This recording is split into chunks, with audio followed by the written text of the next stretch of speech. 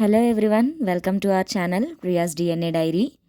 So ఈ ఛానల్లో మనము biology facts, biology syllabus, 10th grade and NEET biology గురించి మాట్లాడుకుంటాం. ఫస్ట్ ఆఫ్ ఆల్ నేను ఇక్కడ సిబిఎస్ఈ 10th గ్రేడ్తో స్టార్ట్ చేద్దాం అనుకుంటున్నా.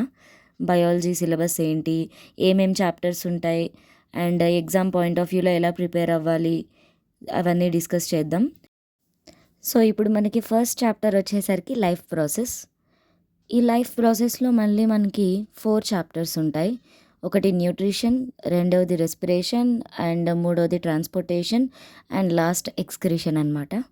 సో ఈ 4 చాప్టర్స్లో మళ్ళీ సబ్ టాపిక్స్ ఏంటి, అలాగే అయిపోయిన తర్వాత ఒక్కొక్క చాప్టర్లో మళ్ళీ ఒక్కొక్క కంటెంట్ మనం along with activities and main points ఏంటి, ఎలా మనం ఎగ్జామ్ పాయింట్ ఆఫ్ వ్యూలో ప్రిపేర్ అవ్వాలి, రిపీటెడ్ క్వశ్చన్స్ ఏమేమి అడుగుతారు అవన్నీ కూడా మనం లెసన్లోనే కవర్ చేద్దాం.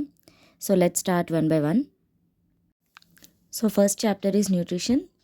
న్యూట్రిషన్లో ఏంటంటే మనం ముందు ఇంట్రడక్షన్ తెలుసుకుంటాం. ఏ చాప్టర్లో అయినా ఫస్ట్ ఇంట్రడక్షన్ ఉంటుంది, దాని డెఫినేషన్, దాని ఇంపార్టెన్స్.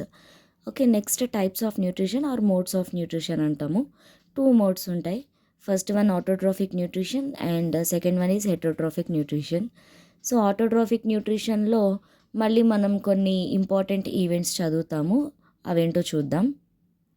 సో ఇక్కడ ఆటోట్రోఫిక్ న్యూట్రిషన్లో ఏంటంటే ఫస్ట్ అసలు ఆటోట్రోఫిక్ న్యూట్రిషన్ డెఫినేషన్ అండ్ దాని significance, at the same time about photosynthesis అనమాట.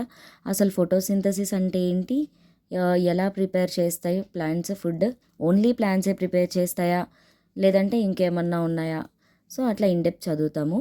ఈ ఫోటోసింథసిస్లో main definition, materials requirement and process of photosynthesis and importance of photosynthesis. And photosynthesis తర్వాత మనకి ఈక్వేషన్ ఉంటుందన్నమాట, ఫోటోసింథసిస్ ఈక్వేషన్, అదొకటి నేర్చుకుంటాం. అది చాలా ఇంపార్టెంట్ మనకి ఎగ్జామ్ పాయింట్ ఆఫ్ వ్యూలో. అదేవిధంగా యాక్టివిటీస్ కొన్ని ఉన్నాయి ఫోటోసింథసిస్లో. 3 to 4 యాక్టివిటీస్ ఉంటాయి. టెక్స్ట్ బుక్లో 3 ఉంటాయి, బట్ కొన్నిట్లో 4 కూడా ఇస్తారు. సో ఆ యాక్టివిటీస్ ఏంటి అంటే స్టార్చ్ టెస్ట్ చేయడానికి, ఎందుకంటే ఫుడ్ ప్రిపేర్ చేసిన తర్వాత మనకి స్టార్చ్ ప్రెజెన్స్ తెలియాలి కాబట్టి టెస్టింగ్ ఒకటి, అండ్ కార్బన్ డైఆక్సైడ్ ఫోటోసింథసిస్కి ఇన్వాల్వ్ అవుతుంది అని టెస్ట్ చేయడానికి ఒక ఎక్స్పెరిమెంట్ ఉంటుంది. అదేవిధంగా ఫోటోసింథసిస్ ద్వారా ఆక్సిజన్ బయటికి లిబరేట్ అవుతుందని టెస్ట్ చేయడానికి ఒక ఎక్స్పెరిమెంట్. అదేవిధంగా సన్లైట్ అనేది ఎసెన్షియల్ ప్లాంట్స్కి, ఐ మీన్ ఫోటోసింథసిస్కి అని ఒక ఎక్స్పెరిమెంట్ ఉంటుంది. సో ఇవన్నీ కూడా అదేవిధంగా క్లోరోఫిల్ కూడా. సో ఈ యాక్టివిటీస్ అన్నీ మనం 1 by 1 నేర్చుకుంటాము. And next heterotrophic nutrition. So heterotrophic nutrition అంటే ఫుడ్ కోసం వేరే వాటి మీద డిపెండ్ అయ్యే ఆర్గానిజమ్స్ వస్తాయి ఇక్కడ. ఇక్కడ మళ్ళీ మనకి చాలా టైప్స్ ఉంటాయి. హోలోజోయిక్ అని, సాప్రోఫైటిక్ అని, పారాసైటిక్ అని, ఇంకా కొన్ని స్పెషల్ టైప్ ఉంటాయి. పార్షియల్ హెటరోట్రోఫ్స్ అంటాము, ఇన్సెక్టివరస్. వాటి గురించి అసలు ఎందుకు అట్లా ఇన్సెక్ట్స్ని తింటాయి ఆ ప్లాంట్స్ అని మనం ఇన్డెప్త్ ఆ కాన్సెప్ట్ వచ్చినప్పుడు చెప్పుకుంటాము. అలాగే హెటరోట్రోఫిక్ న్యూట్రిషన్లో ప్రతి టైప్ డిస్కస్ చేసి విత్ ఎగ్జాంపుల్స్ నేర్చుకున్న తర్వాత ఇక్కడ కూడా కేస్ స్టడీ ఉంటుందన్నమాట.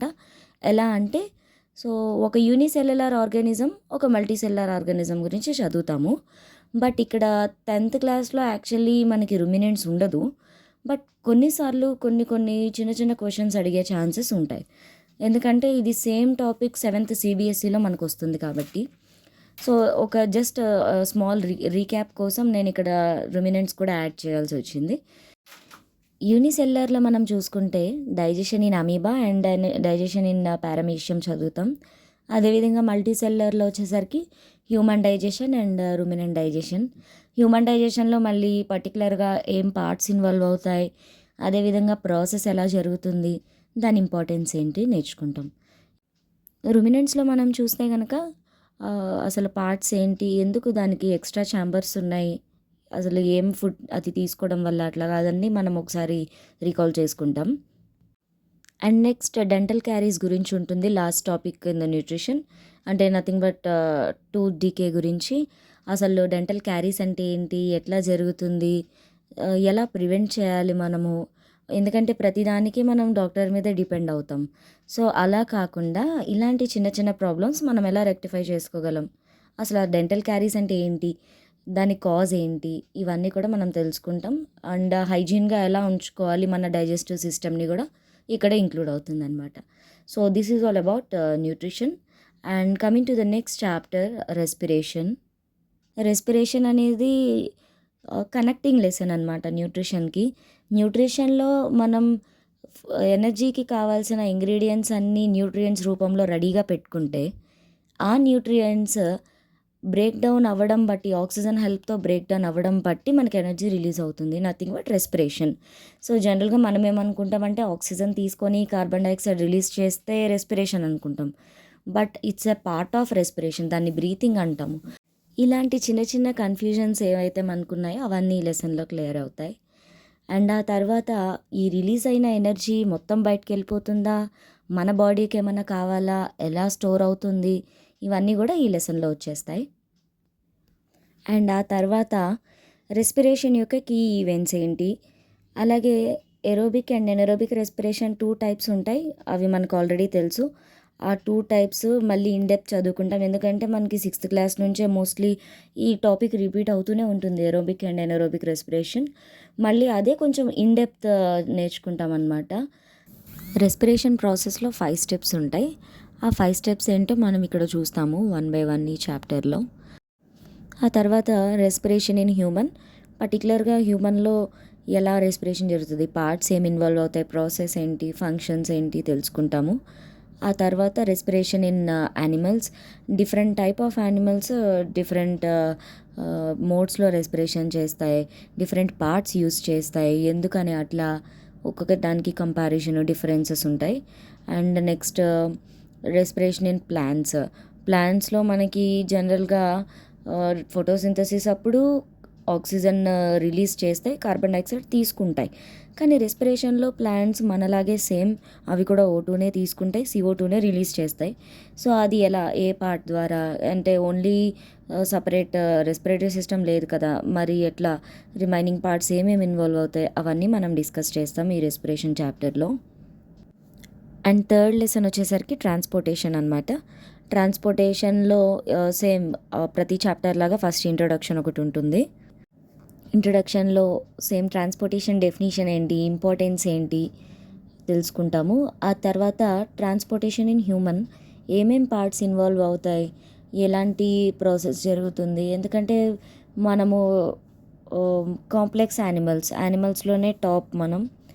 సో మనకి డిఫరెంట్ సిస్టమ్ ఉంటుంది. కొంచెం కాంప్లికేటెడ్‌గా ఉంటుంది ట్రాన్స్పోర్ట్ సిస్టమ్ అనేది. ఎందుకంటే ప్రతి particle through out the body distribute అవ్వాలి కాబట్టి. సో ఎట్లా మేనేజ్ అవుతుంది అంతా డిస్కస్ చేస్తాం. అదేవిధంగా హార్ట్ గురించి పర్టికులర్గా దాని యొక్క structure and different types of blood cells, blood vessels types, heart స్ట్రక్చర్తో పాటు double circulation, heart rate, pulse and blood pressure ఇవన్నీ కూడా మనము ఈ చాప్టర్లో నేర్చుకుంటాము. ట్రాన్స్పోర్టేషన్ సిస్టమ్ అంటే ఓన్లీ బ్లడ్ గురించి కాదు. ఇంకొక ట్రాన్స్పోర్టింగ్ మెటీరియల్ కూడా ఉంటుంది మన బాడీలో. మనం యూజువల్‌గా ఈ పేరు చాలా తక్కువ వింటాము కంపేర్డ్ టు బ్లడ్. అదే లింఫాటిక్ సిస్టమ్. బట్ లింఫాటిక్ సిస్టమ్‌కి బ్లడ్ ట్రాన్స్పోర్టింగ్ సిస్టమ్‌కి చాలా డిఫరెన్స్ ఉంటుంది. అసలు అవేంటో మనము ఇన్ డెప్త్ నేర్చుకుంటాము ఈ లెసన్‌లో. అదేవిధంగా లింఫాటిక్ సిస్టమ్ అసలు ఎలా రన్ అవుతుంది, పార్ట్స్ ఏమేమి ఉన్నాయి, ఫంక్షన్స్ ఏంటో కూడా మనము కవర్ చేస్తాము. ఆ తర్వాత ట్రాన్స్పోర్టేషన్ ఇన్ ప్లాంట్స్‌లో మనకి 2 ట్రాన్స్పోర్ట్ సిస్టమ్స్ ఉంటాయి, జైలం అండ్ ఫ్లోయమ్. బట్ కొంచెం స్లో ట్రాన్స్పోర్ట్ అనమాట అవి. ఎందుకంటే plant metabolism human and animal మెటబాలిజంతో కంపేర్ చేస్తే చాలా స్లోగా ఉంటుంది. సో ట్రాన్స్పోర్టేషన్ అనేది కూడా స్లోగానే జరుగుతుంది.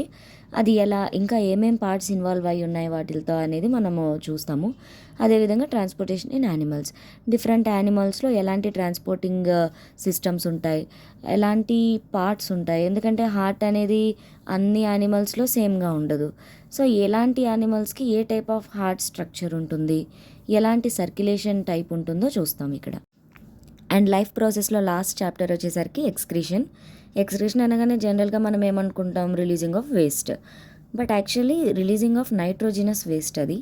సో ఇట్లాంటి చిన్న చిన్నవి ఎట్లా మనము జాగ్రత్తగా గుర్తుపెట్టుకోవాలి తెలుసుకుంటాము. అదేవిధంగా ఎక్స్క్రీషన్ ఇంట్రొడక్షన్తో పాటు దాని ఇంపార్టెన్స్ నేర్చుకుంటాము. And next excretion in human. పర్టికులర్గా హ్యూమన్లో ఏ పార్ట్స్ ఇన్వాల్వ్ అవుతాయి, ఎలా ప్రాసెస్ చేస్తుంది, ఫంక్షన్స్ ఏంటి, అసలు కాన్సన్ట్రేటెడ్ యూరిన్ ఎలా ఫామ్ అవుతుంది మనం చూస్తాము. ఆ తర్వాత ఎక్స్క్రీషన్ ఇన్ యానిమల్స్లో డిఫరెంట్ టైప్ ఆఫ్ ఎక్స్క్రీషన్స్ ఉంటాయి. Different excretion materials, excretory materials కూడా డిఫరెంట్ టైప్స్ ఉంటాయి. వాటి యొక్క లైఫ్ స్టైల్ని బట్టి, వాటి యొక్క హ్యాబిటేట్ని బట్టి అవన్నీ చూస్తాము. అండ్ ఆ తర్వాత ఎక్స్క్రీషన్ ఇన్ ప్లాంట్స్ అనమాట. ప్లాంట్స్లో కూడా మనకి చాలా రకాల ఎక్స్క్రీషన్స్ ఉంటాయి. Solid type of waste release అవుతుంది, లిక్విడ్ వేస్ట్ రిలీజ్ అవుతుంది, అండ్ గ్యాషియస్ వేస్ట్ రిలీజ్ అవుతుంది ప్లాంట్స్ నుంచి. అవన్నీ ఎలాగో చూస్తాము. అండ్ కిడ్నీ ఫెయిల్ అయిన వాళ్ళకి ఎట్లా డయాలసిస్ చేస్తారు, అసలు డయాలసిస్ అంటే ఏంటి, ప్రాసెస్ ఏంటి, ఆ మెషిన్ ఎట్లా వర్క్ అవుతుంది, న్యాచురల్ కిడ్నీకి ఈ డయాలసిస్ మెషిన్ అంటే నథింగ్ బట్ ఆర్టిఫిషియల్ కిడ్నీ, దీనికి డిఫరెన్స్ ఏంటో కూడా మనము ఇక్కడే నేర్చుకుంటాం అనమాట. సో ఇది ఫస్ట్ చాప్టర్ గురించి. ఫస్ట్ చాప్టర్లో ఈ 4 లెసన్లు ఉంటాయన్నమాట మనకి: nutrition, respiration, transportation and excretion. ప్రతి చాప్టర్ కూడా ఇండివిజువల్ కంటెంట్ ఏముంటుంది, మళ్ళీ అందులో మనకి స్పెసిఫిక్గా ఎలా గుర్తుపెట్టుకోవాలి, కొన్ని టాపిక్స్కి సమ్ అదర్ ఫ్యాక్ట్స్ కూడా డిస్కస్ చేద్దాం. అదేవిధంగా పబ్లిక్ పాయింట్ ఆఫ్ వ్యూలో మనకి ఎలాంటి క్వశ్చన్స్ ఫ్రేమ్ చేస్తారు అవన్నీ కూడా మనం నేర్చుకుందాం one by one. So thanks for watching. Please do like, share and subscribe, and comment your valuable suggestions regarding the video.